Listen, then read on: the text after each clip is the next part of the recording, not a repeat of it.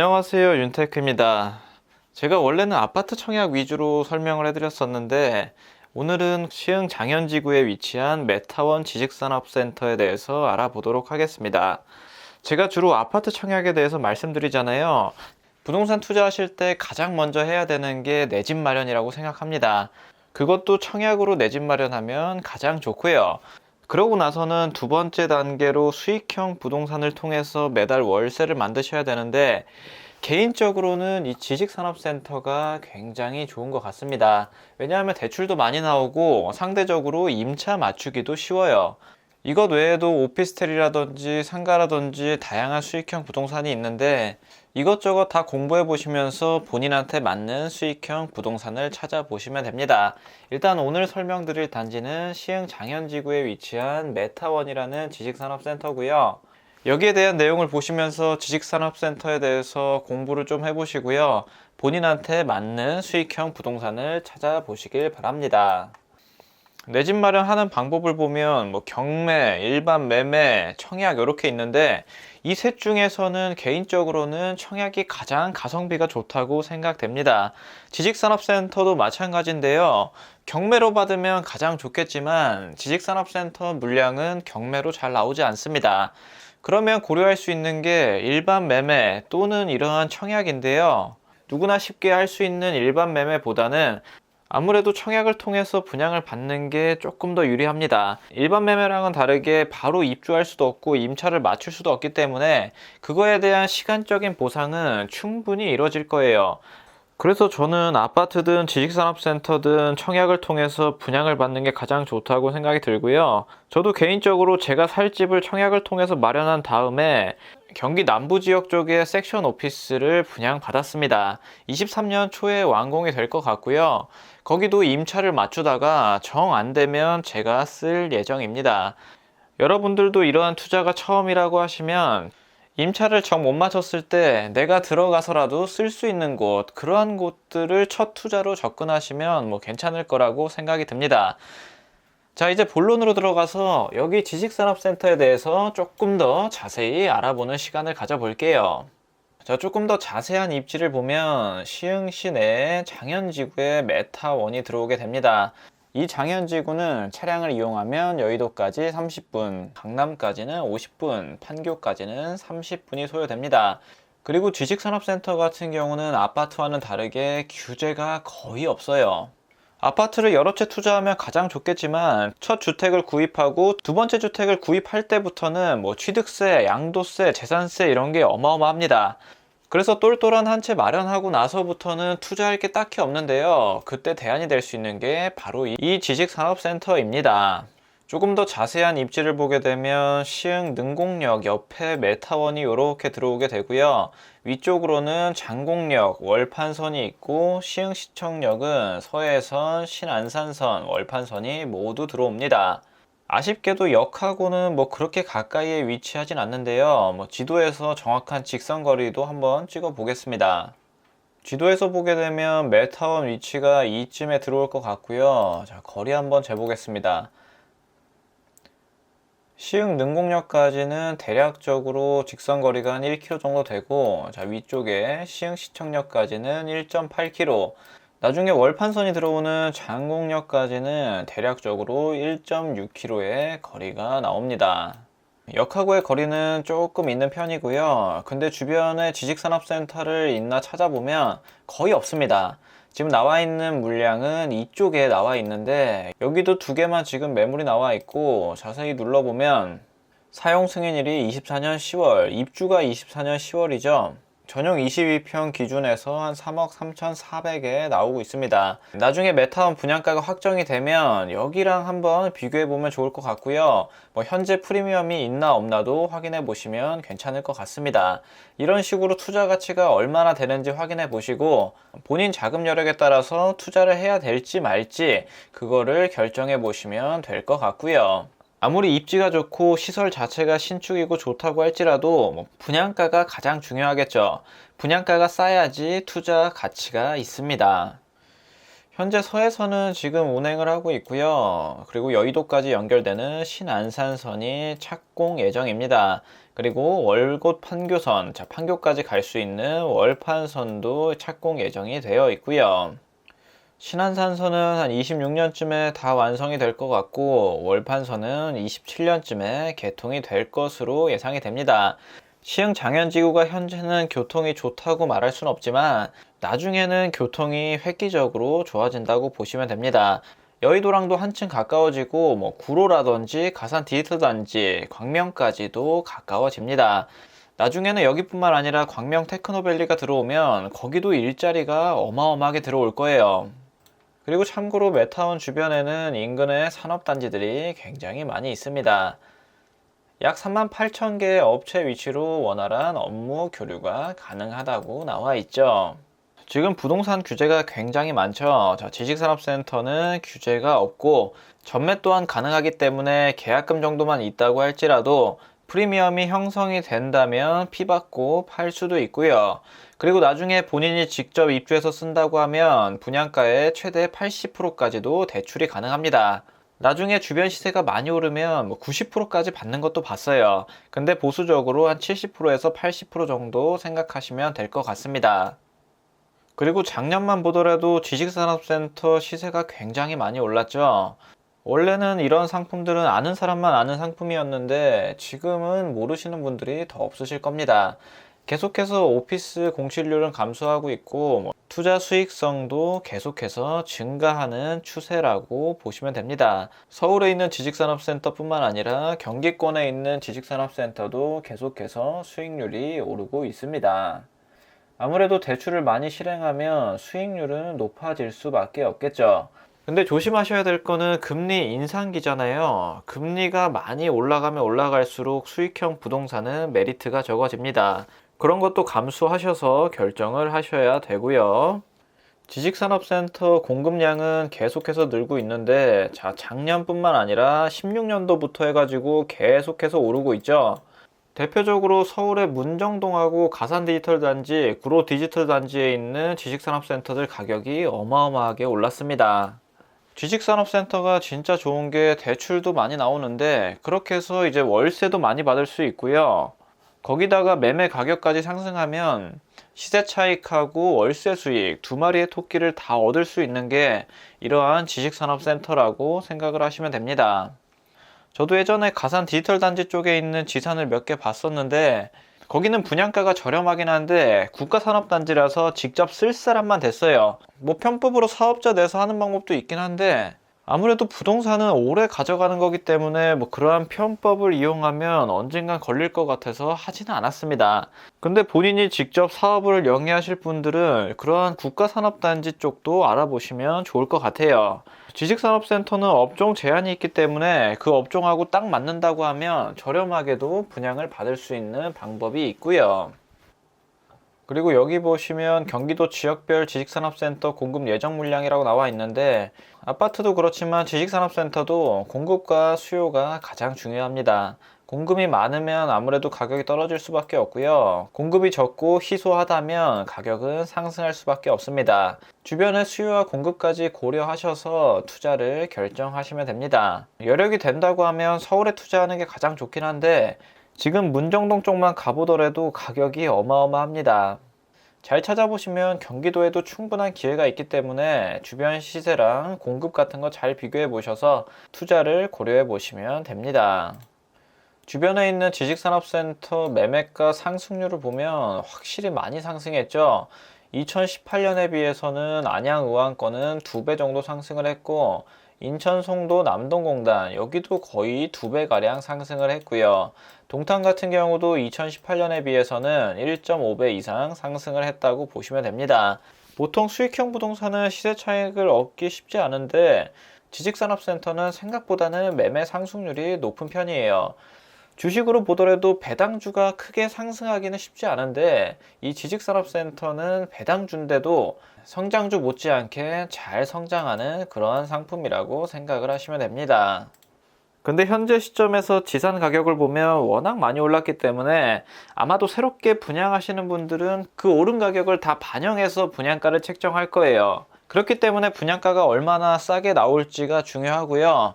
과거에 올랐다고 해서 앞으로도 계속 상승할 거라는 보장은 없습니다. 그래서 주변 시세 대비해서 분양가를 꼭 확인하시고 투자를 하셔야 됩니다. 앞전에 분양했던 곳들 중에서 완판돼서 프리미엄이 붙었던 곳들인데요. 자, 동탄에 분양했던 곳도 프리미엄이 붙었고, 그리고 고덕 아이파크 디어반, 여기는 평택이 아니라 서울 강동구 고덕동, 여기에 있는 곳도 프리미엄이 붙었었습니다.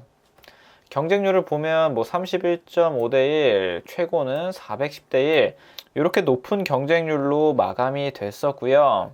단타를 노리셨던 분들은 계약금만 걸고 있다가 프리미엄을 받고 전매하시는 경우도 상당히 많았습니다. 당연히 지식산업센터는 주택수 포함이 안 되고요. 다양한 세제 혜택, 전매 제한 없고 대출 많이 나오고, 자, 오피스텔하고 아파트, 지식산업센터 한번 간단하게 비교해 보겠습니다. 사용 형태를 보면 오피스텔은 주거로 쓸 수도 있고 업무로 쓸 수도 있죠. 전입신고를 하면 주거로 쓰는 거고, 전입신고를 안 하면 업무시설로 쓰는 겁니다. 아파트는 전입신고 들어가고요. 지식산업센터는 전입신고가 안 됩니다. 업무용으로만 쓸 수 있고 업종도 제한을 받고 있고요. 당연히 주택수 포함 안 되고 상업시설이기 때문에 부가세 환급 대상이고요.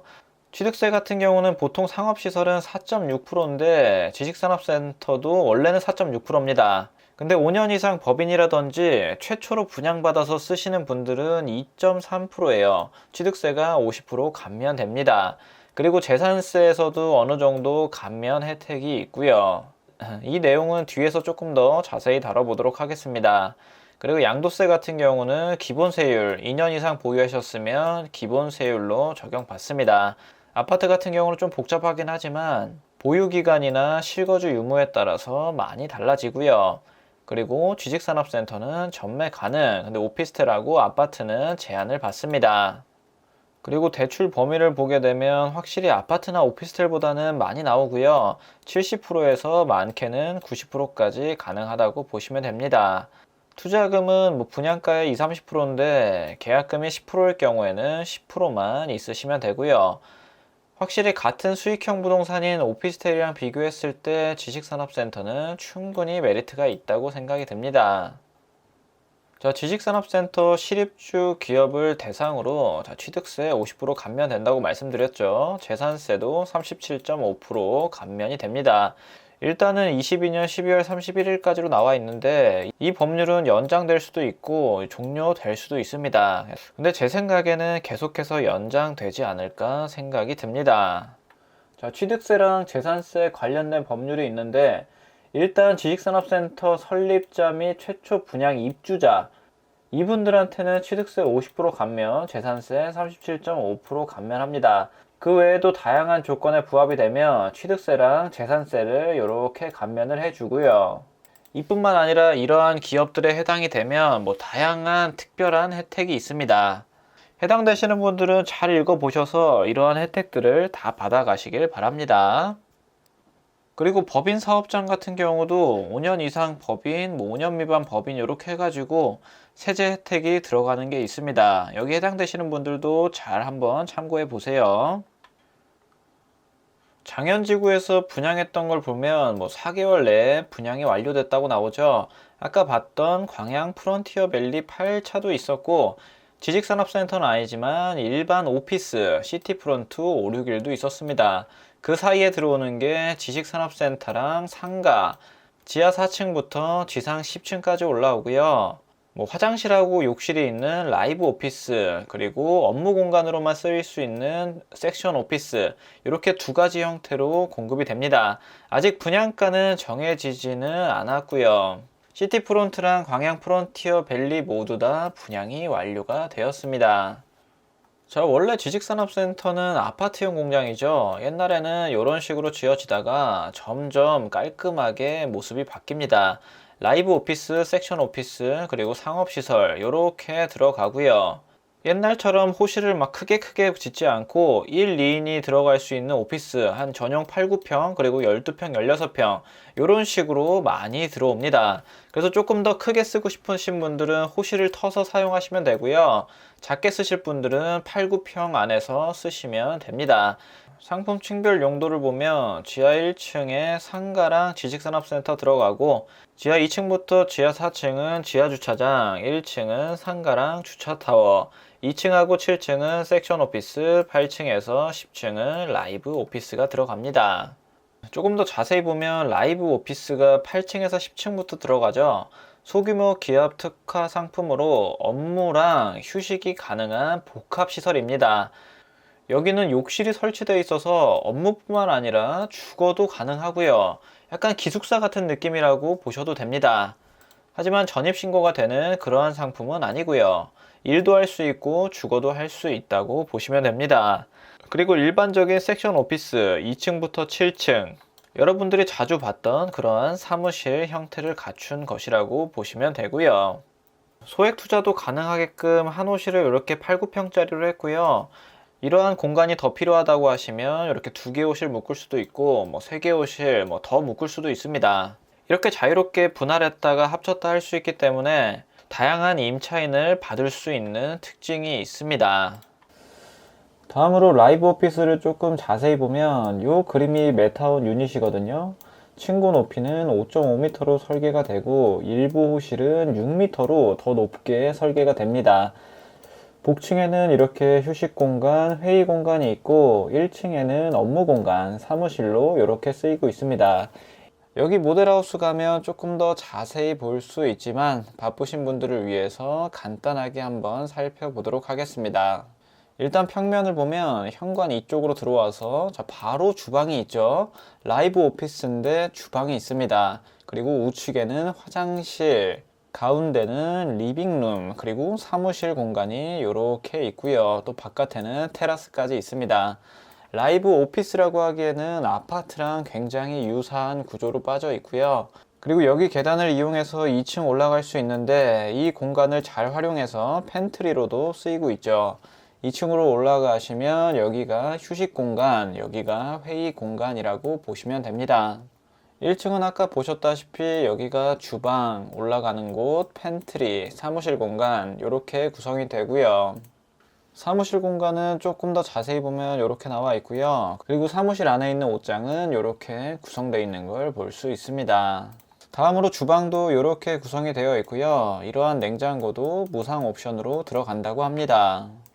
그리고 현관은 이런 식으로 구성이 되어 있고요. 바닥은 포셀린 타월로 썼고 백색으로 도장을 마감했습니다. 그리고 이게 라이브 오피스의 가장 큰 장점이죠. 저도 오피스 안에 화장실 있는 건 처음 봤습니다. 기본적으로 변기랑 세면대 있고 샤워 시설까지 갖추고 있습니다. 여기가 전입신고만 안 되지 거의 아파트 또는 오피스텔 정도라고 보셔도 될 것 같습니다. 이렇게 계단을 통해서 2층으로 올라가고 이 밑에는 팬트리로 뽑아서 수납 공간을 만든 걸로 보여집니다. 이렇게 해서 2층에 올라오면 여기 회의 공간이 이렇게 위치를 하고 있고요. 바로 옆에 공간은 휴식 공간으로 이렇게 나와 있습니다. 쉬면서 영화 같은 것도 볼 수 있게끔 이렇게 빔 프로젝트를 설치해 놓으면 정말 좋을 것 같네요. 그리고 라이브 오피스에는 냉장고, 에어컨, 에어드레스, 신발장 및 수납장 이런 게 다 무상으로 들어간다고 합니다. 무상 옵션 좋은 게 이렇게 많은데 합리적으로 분양가까지 나오게 된다면 분양을 받을만 하겠죠. 그리고 옥상에는 공연장도 들어오고 스카이파크도 조성되네요. 여기서 공연을 얼마나 할지 모르겠지만 그래도 휴식 공간은 잘 되어 있는 것 같습니다. 자, 여기 메타원의 입주자만의 선택된 혜택을 보면 정기 주차장 들어오고 공유 미팅룸, 쉐어링 존이죠. 이것도 들어오고 라이브 존, 유튜브 스튜디오, 4차 산업 미래 트렌드를 이끌어갈 특화 공간이라고 합니다. 컬처 존 아까 옥상 봤죠? 그리고 라이프 존, 코인 세탁실, 1+1, 창구 서비스 이러한 다양한 특화 시설이 들어온다고 합니다. 지하 1층에는 근린생활시설이 들어오는데 아까 지하 1층에는 근린생활시설이랑 섹션 오피스가 들어온다고 했죠. 자, 호실은 이런 식으로 배치된다고 보시면 됩니다. 전용 면적을 보면 9평부터 24평, 25평까지 다양하게 이렇게 나와 있고요. 섹션 오피스 7개 호실, 근린 생활시설 6개 호실, 지하 1층에는 이렇게 들어갑니다. 그리고 지상 1층은 당연히 근린 생활시설, 상가가 들어가게 되고요. 아마 상가 분양가는 상당히 비싸게 나오지 않을까 생각이 듭니다. 1호부터 18호까지 18개 호실 이렇게 들어가고요. 다음으로는 지상 2층부터 7층, 여기는 전부 다 섹션 오피스로 들어갑니다. 층마다 12개 호실이 들어가게 되고요. 면적을 보면 다 비슷비슷합니다. 17평, 16평, 큰 거는 26평 이런 식으로 구성이 되어 있어요. 그리고 8층, 9층 라이브 오피스가 구성이 되어 있는데 여기 평수가 조금 작게 나오네요. 작은 거는 10평부터 큰 거는 18평까지도 나옵니다. 19개 호실이 층마다 들어가게 되고요. 그리고 10층에도 라이브 오피스가 들어가게 되는데 여기는 총 17개 호실 10평부터 19평까지 이렇게 나옵니다. 아무래도 이러한 지식산업센터는 층이 높아서 뷰가 좋고 개방감이 좋던지 차라리 1층하고 가까워서 걸어 올라갈 수 있는 저층이 인기가 좋습니다. 애매한 중층이 가장 나중에 팔리게 되고요. 선택할 수 있다고 하면 고층이나 저층을 선택하시면 됩니다. 저는 개인적으로는 저층이 좀 더 임차 맞추기가 쉬운 것 같아요. 실질적으로 제가 갖고 있는 오피스도 저층에다 받았었습니다. 지금까지 말씀드린 프리미엄 7가지를 여기에 정리해 놨고요. 서울과 점점 가까워지는 지하철역이 개통이 되고 그리고 주변에 38,000개 산업업체가 있고 옥상 정원이 잘 되어 있고 주변이 바로 숲세권입니다. 층고는 5.5m, 높은 거는 또 6m까지 설계가 된다고 하고요. 나중에 서해선뿐만 아니라 신안산선이 들어오게 되면 더블 역세권이 되고 공용시설 특화되어 있고 다양한 무상 옵션 이렇게 준다고 나와 있습니다. 자, 마지막으로 지식산업센터 주요 Q&A 보고 마치도록 하겠습니다. 지식산업센터 취득 시 취득세 감면이 있었습니다. 조건에 해당하면 있었고 종합부동산세 대상 물건 아닙니다. 그리고 지산 양도할 때 양도세율은 분양권일 때랑 등기 이유가 똑같은데요. 1년 미만은 50%, 1, 2년 사이면 40%, 2년 이상이면 6%에서 45% 기본세율 적용받습니다. 옛날 아파트도 양도세가 이 정도였는데 지금은 엄청나게 많이 올랐죠. 그리고 조건에 맞는 분들만 취득세랑 재산세가 감면이 됐었습니다. 자, 여기까지 시흥장현 지식산업센터 메타원에 대해서 정리를 한번 해드렸고요. 조금 더 궁금하신 점이 있으신 분들은 여기에 전화를 해보시면 됩니다. 그리고 직접 모델하우스를 보고 싶으신 분들은 여기 홍보관으로 방문해 주시면 되고요. 그리고 메타원 웹사이트 주소라든지 입주 의향서, 관심 고객 등의 설명은 더보기란에 적어 둘게요.